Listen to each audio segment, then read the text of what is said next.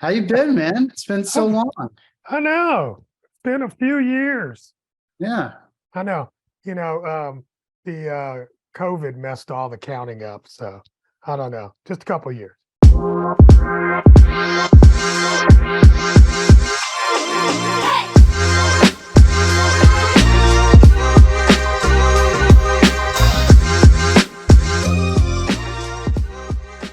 Yo, people, what is up? This is your boy John, and we've got another fresh episode of the Smartest Podcast. And I got a good old friend of mine. It's been a minute since we played catch up, so you get to listen in on the catch up. I want to introduce you to my friend Sam, and Sam, you introduce yourself. So my name's Sam Mallikarjunan. I'm the CEO and co-founder here at OneScreen.ai. I got to say, I love the confidence you and I share. So my book was called How to Sell Better Than Amazon, and your podcast is called The Smartest Podcast. Nobody is ever going to accuse us of setting our sights low. That's how you and I met, was when we published that book like 12 years ago or so, I think. Yeah, that has, wow, 12 years ago you published that? Yeah. That is amazing. Amazing. Wow. Okay. Time, bro. It's insane. All right. So tell me where you are at. I see you got the OSAI for OneScreen. Tell me just a little bit about what you do for OneScreen and who they are. Yeah. So sort of relevant to the kind of like joke that we made, right? Like back 12 years ago, marketing was still kind of easy, right? Like I got a cigar website to rank for the term health insurance because I was bored. Email marketing was just spamming your list 3 times a week with a coupon. Now, like 20 years of nerds like you and me have been optimizing every imaginable channel, and AdWords and Facebook and SEO and all this stuff is so hard. It's like, ironically, I think podcasts are making to come back, right? Like got a catalog from Wayfair the other day. Wow. So what originally this started as an accident. So me and a couple former HubSpot alumni, so I was early on the team at a company called HubSpot, got together for the pandemic to see if we could find a way to help small business owners. My CTO and co-founder, Andre, his wife was a doctor. She was working really hard helping people. And we're like, we're not doctors. I can barely use a Band-Aid properly. But we're technologists, economists. We could figure it out. We're like, what if there's a Google display network for the real world? So we had, I don't know if you're recording video or not, but we're like, basically like, what if your TV paid you? So this is my barber in Boston. You really can buy these giant checks like this. And we said, what if there was like connected TVs that were intelligent in real time that he actually got money off of based on how many people were there. So if he could evolve and make money more ways than just cutting hair, because for those of you who can see the video or my headshot, you don't make a lot of money cutting my hair. Or mine. And then, yeah, exactly. You and I get to say, look. Yeah, right. So then, we handed out a bunch of money. It was a lot of fun. And then we did what we kind of half jokingly called a reverse stealth mode. We called all the companies in this industry, the out-of-home industry, Clear Channel, Outfront, Lamar, told them what we were planning to do, realized everything we thought we knew was wrong. So it's the only traditional ad medium still growing. It's a performance marketing medium that can drive website activations, e-commerce transactions. It's not just for brand awareness. It's way more than just billboards. You can wrap an ice cream truck or do a drone formation, sponsor a little league team. Like there's an amazing amount of stuff that you can do. And for me as a marketer, like marketing kind of sucks now, right? We've all turned into spreadsheet jockeys, just running our 5,000 A/B test on AdWords. And this is the most fun I've had doing marketing since they invented social media. And for it to also have, a lot of data that can be associated with it, all the tricks we learned online about how to target an audience, how to tell a story, create an experience, how to create a funnel, how to convert people, how to measure a feedback loop and optimize a campaign over time. These things we don't take for granted, taking that into a 4-dimensional context that's outside the internet. So that's what we do, is we help you, just like you would online. Who do you want to reach? What's your goal? And then we help you decide what to buy. We help you buy it because this industry still runs on Post-it notes and faxes. And then we help you measure the impact of your campaign so that your next buy gets smarter. Now, what do I do is I herd cats because CEO is a terrible job. No one told me this. I'm very mad at the CEO from HubSpot. CMO, CRO, everything else is fine. But yeah, for the entrepreneurs in the audience who are listening, why did no one warn us? I remember I had a buddy, I was in the airport one day, and I don't know if you remember Cabbage. These guys started up, we're a local thing, right? And so back in the day, we used to hang out with the CEO, the CTO, all the C's, right? And then they grew up, they blew up, and within 10 years, it was, a unicorn. And so one day I'm in the airport here in Atlanta. I happen to be walking one way, the other way is the CEO. I was like, oh man, I haven't talked to you in a while. We got to play catch up, blah, blah, blah. But, the one thing he told me was, it was almost the exact same thing you're saying about being the CEO. He's like, nobody ever told me that I was the last one to get paid. I was like, it's just like all the things, you become that thing. So, I mean, I find this to be kind of fascinating. So what is it? You got screens everywhere and then you buy, time on that screen? Yeah. So it's not just screens. It can be billboards, Yeah. right? It can be, you can wrap cars and drive them around. You can do an LED truck. We flew a plane over the US Open. There's floating billboards in Miami, branded sandcastles. Wow. It's just so much more than I ever thought possible. And it's what makes it fun again, is you get to be creative again. Like I think it was Paramount did like a digital screen drag behind an airplane flying around Manhattan at night. And they projected the Starship Enterprise onto it. And it looked like the Starship Enterprise was flying around Manhattan because you couldn't really see the little biplane that was doing it.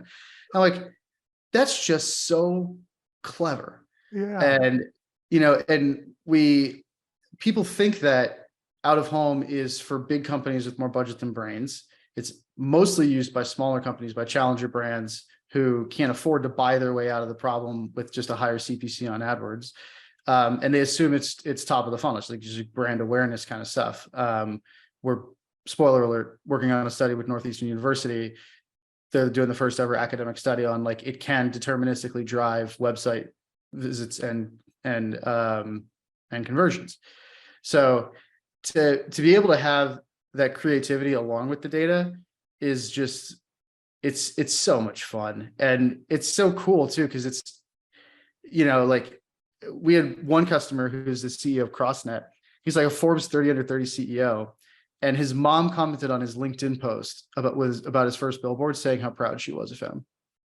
I'm like, one, the 30 under 30 thing probably should have gotten in there, but two, like I spent like $100 million online on internet ads in the past 15 years. And my mother has never called to say how proud she is of my Facebook ads. She hadn't seen them. No, she hasn't, she might not ever been targeted. But like you talk about targeting, the joke I always use, because I live in Cape Canaveral. I've moved back south since you knew me. I got sense again. It snows up there. But like if you want to reach Elon Musk, you're not going to get him on Facebook ads. But there's only one road into Kennedy Space Center, right? And there's a billboard on that road that currently it's very on brand for Florida. It has like an electric wheelchair company on it. Mm-hmm. And like, you're telling me no one in the world wants to reach employees at like SpaceX or Boeing or NASA or Elon Musk more than like the electric wheelchair outlet store. But there's never been a marketplace for offline media. We take it for granted that DoubleClick and everybody else, the Trade Desk has integrated every media channel on the planet except for four-dimensional media in the real world. So that's what we're doing. Four-dimensional, huh? Yeah, because time matters. Fun fact, one of our advertisers, liquor store, there are 3% of people who go to the liquor store and then go to work. I was super interested to find out who they are. But in general, if you want to get people to go to the liquor store, don't show them ads when they're on their way to work. Unless they have something in common with those 3% of people. Or like, you think about time, right? Like we were going to do a really cool chalk campaign. And I just happened to know it was going to rain in Boston that week. And so you never have to worry about rain, when you're doing your Facebook ads. So the time, the social context that the person is in, are they at the airport? Are they in a rush? Are they stuck in traffic? Are they on the beach, enjoying a really cool airplane? Is it a youth sports league? There is a company called League Side that lets you sponsor youth sports companies through the platform. All of that stuff matters, in addition to being able to create an experience around somebody, also being able to have it be relevant to where they are, what's going on in their life, and use it to tell part of the story. Like there was I think it was a water conservation campaign in like Montana or something. It was so cool because basically less is more was their theme, and they just did like 1/6 of a billboard and wrote less is more, and they did like 1/6 of like a bus shelter and did like less is more. And so like just the artistry itself can be part of the brand message, which is, it's fun. It's fun.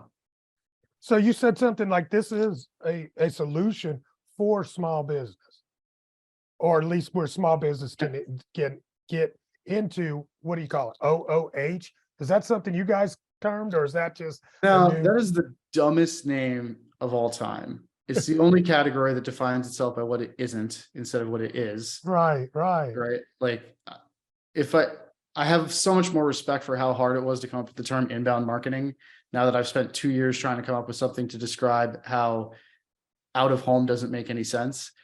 Because it's also like mobile ads, right? Like a third of mobile ad revenue is when people are out of home. It's not counted. Sports revenue is the same. Events, conferences.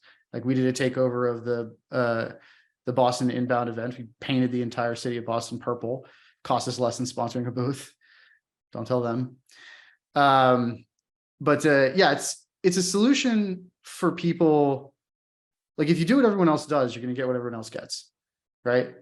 This is what you and I were saying 10 years ago, which is people aren't on Twitter. They aren't doing SEO. They're not doing social media. They're not doing, the stuff that they need. Now everybody's doing all those things. And so it's not a differentiator, and undifferentiation favors larger companies, right? They've got if you're a startup right now, you're going to come in and fight some company who's had a team of 40 people optimizing their Facebook ads for a decade. Of course not. You're never going to catch up, right? But like Brex, as a fintech company, launched themselves entirely using billboards. It's, if you're an account-based marketing, if you're trying to sell enterprise software, or you're trying to, you're a small business owner wants to reach cigar smokers because, that was pretty recently after we met, by the way, right? I had an AM FM talk radio show about cigars. That's how I ended up at HubSpot. That's how I met you. And I had, before this, only bought billboards twice in my career. Once was just to piss off a competitor who I'm not allowed to name. But the second time was a cigar lounge, because it was just a very obvious, literal, like, take this exit and go there kind of thing. So yeah, it's cheaper than most people think. It's far more effective than most people think. And it is, I don't know why, just not something people think of. I never thought about it. Have you ever thought about doing an out-of-home campaign? I've bought a billboard before, a couple of billboards before, but it was years ago. It was probably in like the 90s, right? And we were doing a live event, and we needed to sell tickets for the event. And so, you put up, hey, come into town, and getting that awareness. But since then, and since I've been in small business, my own business, never.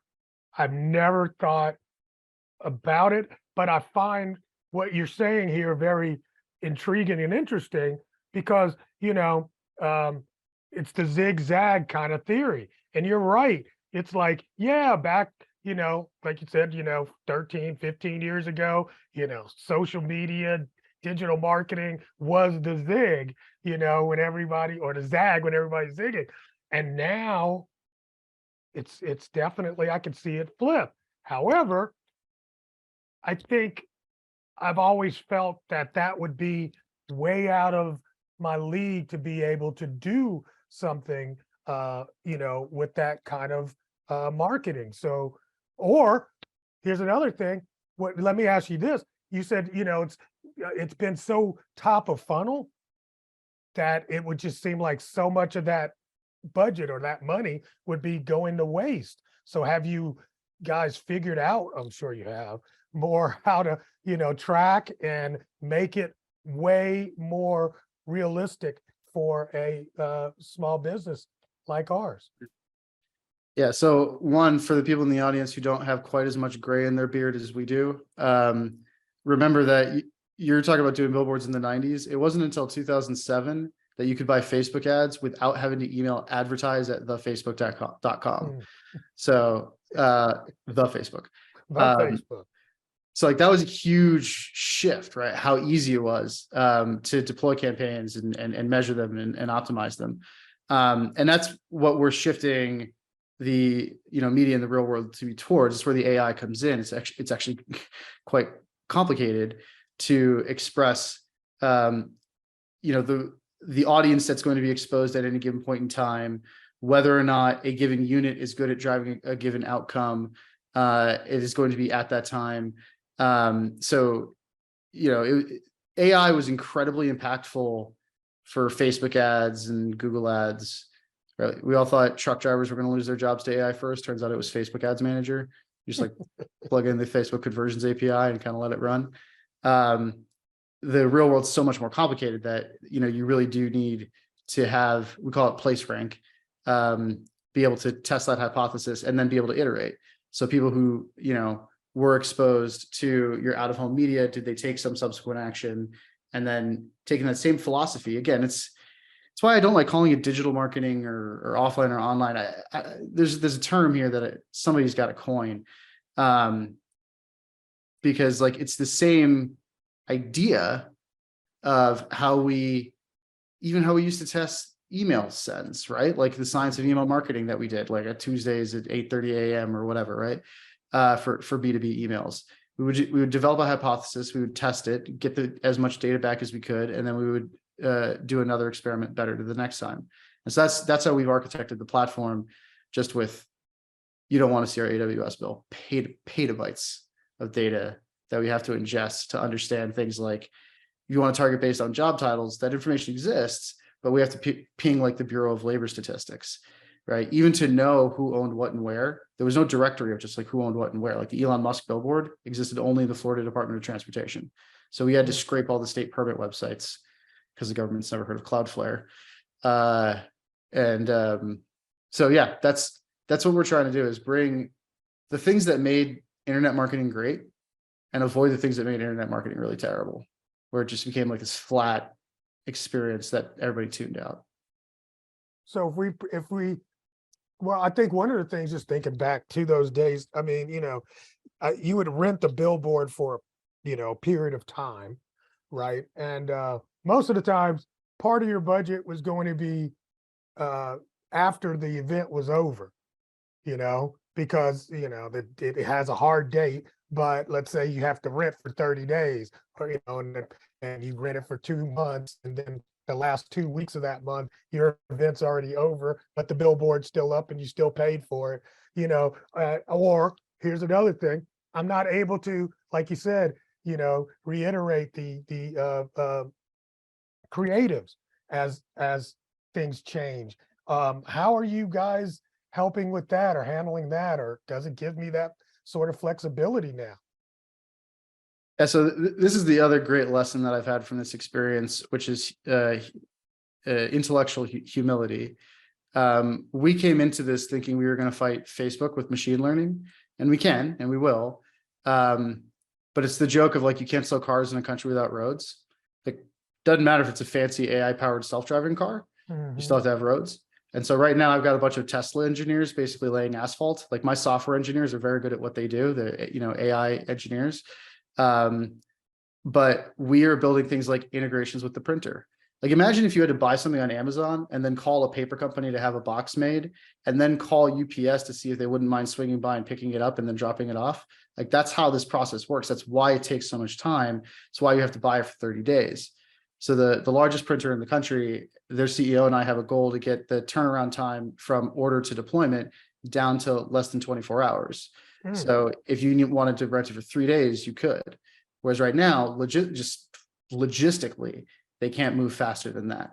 Now there's digital billboards, there's other things you can do where you can buy literally for a few seconds.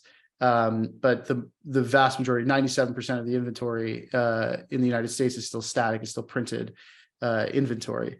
So again, to the cost thing, it depends. If you want to buy the Elon Musk billboard, I'm pretty sure it's like $400 a month. But that's just because, despite me using it as an example, nobody wants to buy it. There's a great site called Blip Billboards where you can buy like just individual, one little blip at a time.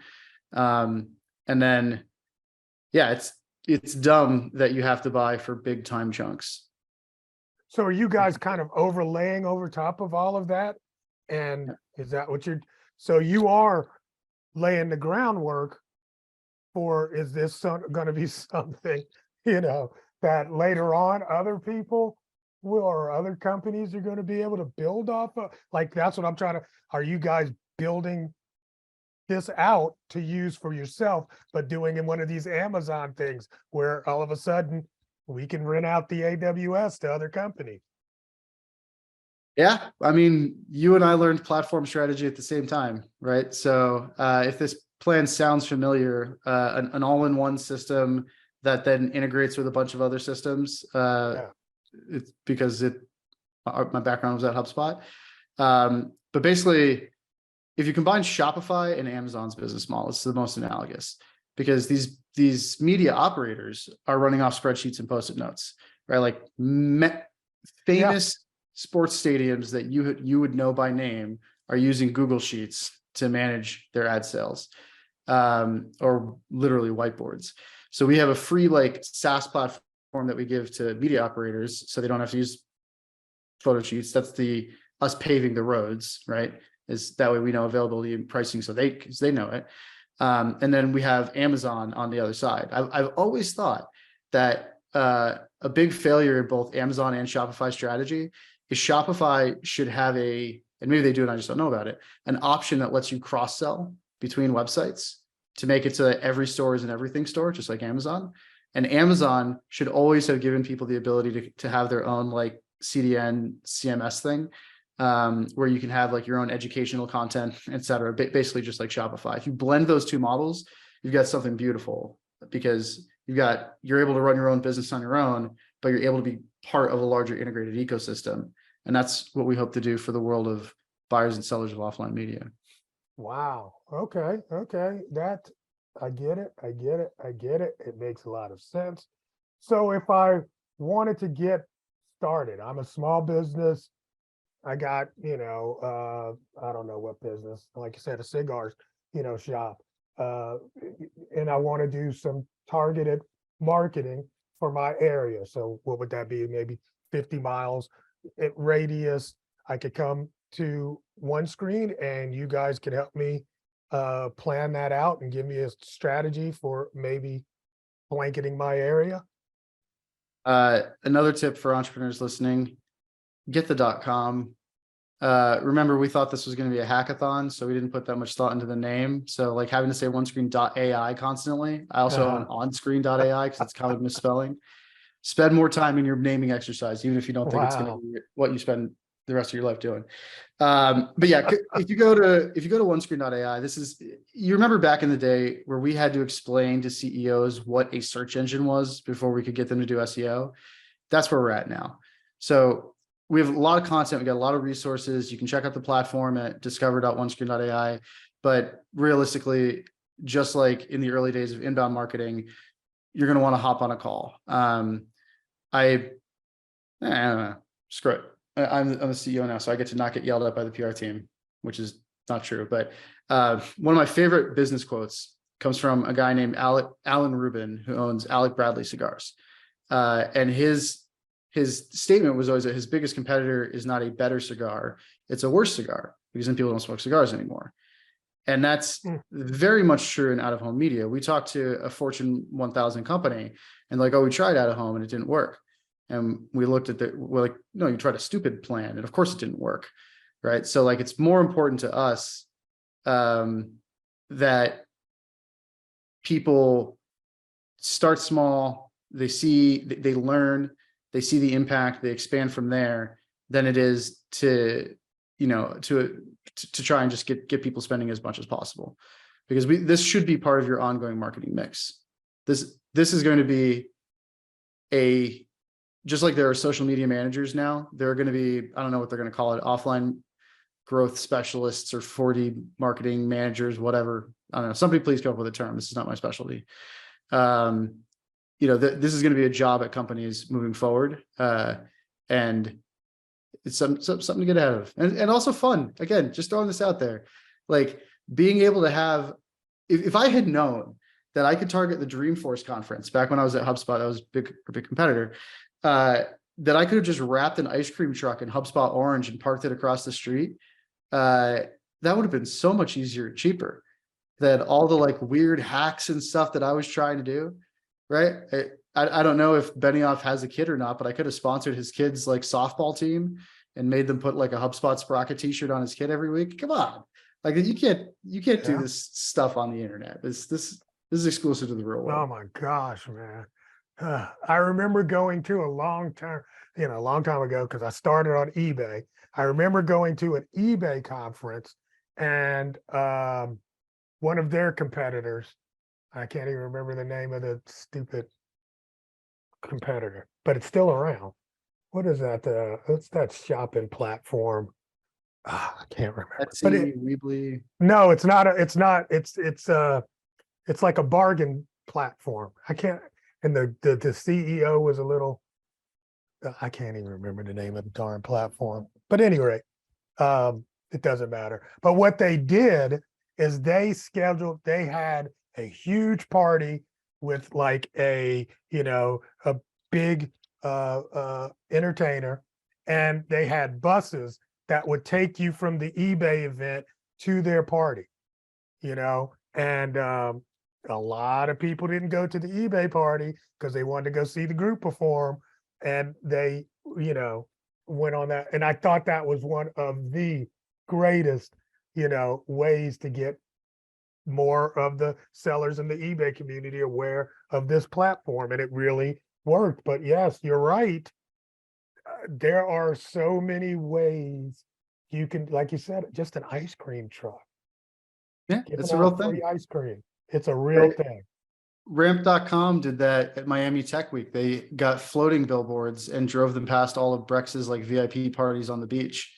Like when I used to teach at Harvard, I used to say like greed and fear are the two great human motivators for behavior. And I had a guy who taught interrogation for the FBI take my class, and he's like, well, what about spite? And I'm like, well, spite can get like criminals to turn on each other, but there's not really a business application. Turns out there is a business application of spite. We could call it competitive dynamics, but no, yeah, it's the ability to be creative and still have the ability to be data driven. And I think what's interesting to me, and hopefully this will resonate with you, I was trying to explain to our team like how transformative this is, right? I was like, remember before the internet, people thought of marketers as the team that sat in the corner playing with crayons, right? Your marketing budget was always the first thing to get cut, et cetera. There's something like 78% of CEOs didn't think that marketers could prove they drove business value. The internet came along, made our jobs kind of easy, right? It was very clear, very crisp what we had to do. And then now that's no longer a viable option because you always have to be evolving. The internet grew so much in terms of like its adoption and its scope and its depth that an entire generation of marketers have never had to figure out a new medium. Like the difference between TikTok and Instagram is not meaningful. The difference between like the internet and direct mail, that's meaningful. And that was our head of brand and buzz. She kind of like pulled me aside afterwards. She's like, keep in mind that most of the people on our team do not remember marketing before the internet. Wow. And so that's a big challenge about why are marketers so stuck in their ways. They've never known anything different. To them, this is traditional marketing. Facebook ads and AdWords and SEO, that's traditional marketing. And the other things, even connected TV, podcast advertising, things that can be very highly targeted, don't enter their consideration set because there's no click. There's no simple feedback loop. Wow. See, and I take that for granted that everybody knows that, but you're right. I mean, come on. I'm old.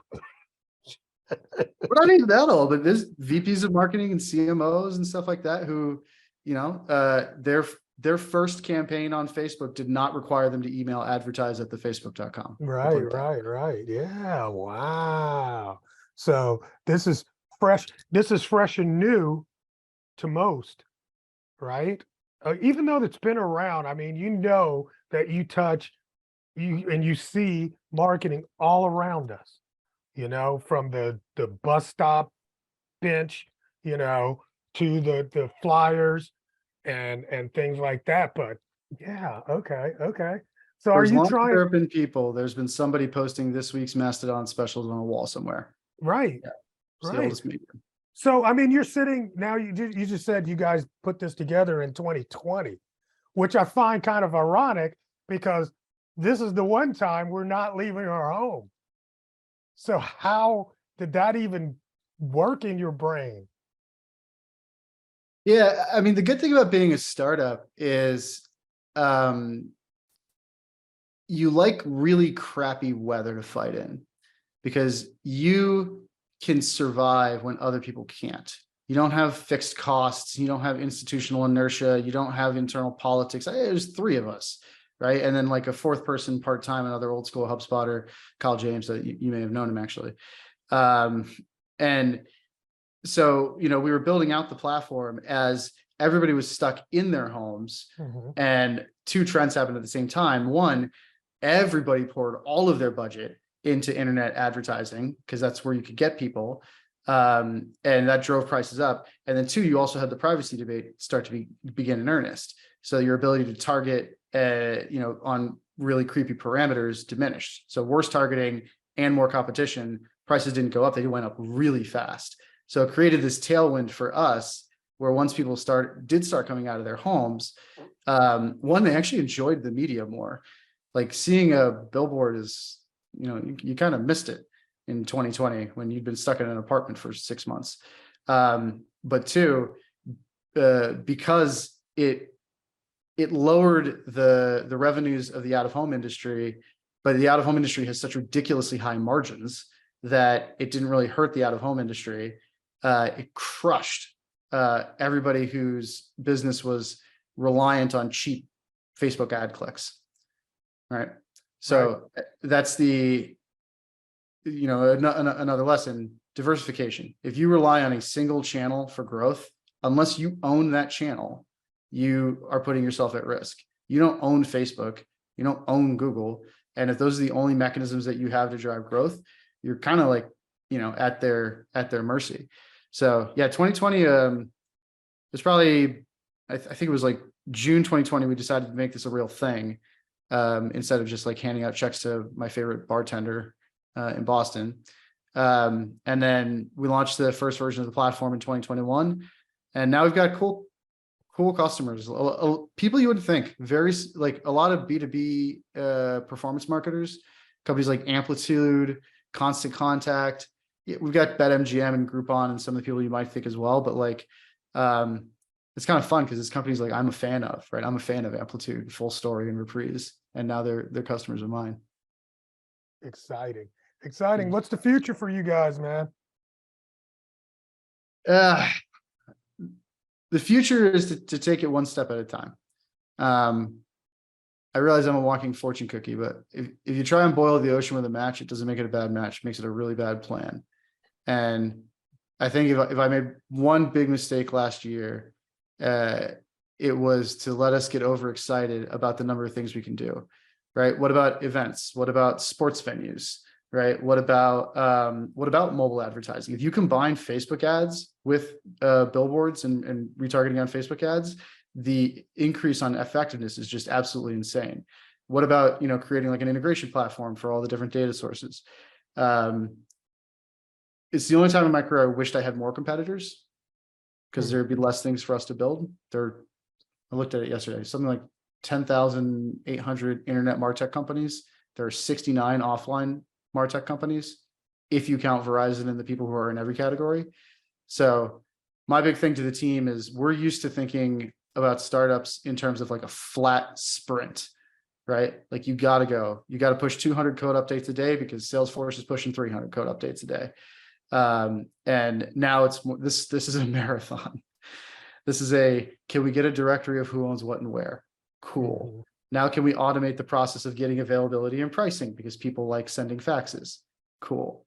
Like that very kind of iterative process. And the great thing is that out of home is so effective and so relatively inexpensive that even though I don't think we've invested as much time into AI as we want to, right? Like Andre's got a master's in AI from Columbia University, and he's building workflow management tools.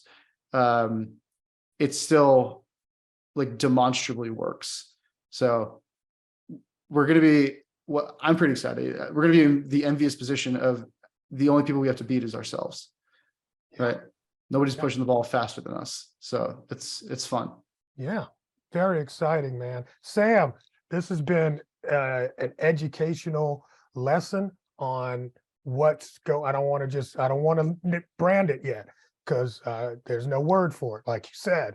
But, hey, I always end my interviews with this one last question. I want to ask you this question. Is there something that I should have asked you that I didn't? Most people right now are very interested in how everyone's looking at the macroeconomy. And I have a relatively controversial opinion on the macroeconomy, which is that somehow the entire world of startups and venture capital investors just deleted economics 101 from their minds for the last 15 years. Maybe 20. We built $100 billion industries on the idea that there'd be 0% interest rates forever, right? Like the buy now, pay later startups and things like that. We had these really long, customer acquisition payback periods that we were letting startups have without, like, you put $2 trillion of stimulus into the economy, you're going to have inflation come out the other side. Like that's not a controversial opinion. And so everybody's panicking and there's all these massive layoffs and, and they're acting as if there's no possible way we could have seen all of this coming. And I think that it is, this is a low point, right? Like things will balance up again. Hopefully it doesn't get as insane as it was, especially for like the last couple of years. And if it does, it's a vindication of like the people who execute on the fundamentals instead of being like, just add, powered by the blockchain to your startup name and congratulations, you're now worth $100 million. The people who are like focused on creating real value, I think are going to be the winners. So that's my opinion. I have very little sympathy for all the people who are like acting super shocked and surprised by the fact that there's a macroeconomic contraction and that's going to cascade through your ability to, have that low cost access to capital, your customers' ability to have low cost access to capital and things like that. So. Yeah, that's a great point and a great place to probably end this because we could go on and on that one. You opened up a whole Pandora's box there, but I love your take on it. Sam, thanks so much, guy. And if people want to get engaged with OneScreen and follow you, of course, where do they go? A great thing about my name is if you Google anything even close, you'll find me, Mallikarjunan. So Mallikarjunan.com, Mallikarjunan on Twitter, Mallikarjunan on LinkedIn. Reference the podcast. I always like to talk to marketers about what they're seeing. Or come check out OneScreen.ai and let me know how the sales team does. If you're listening to this podcast and you talk to our sales team, shoot me a note on Twitter and give them a grade 0 to 10. There you go. All right, buddy. I appreciate your time. I know you're busy. Keep doing what you do, and let's not make it a couple years before we catch up because I am totally interested in what you're doing. All right. Good to see you, my friend. Thanks for catching up. You too, man. Hang out. But you guys, we're out of here. Peace.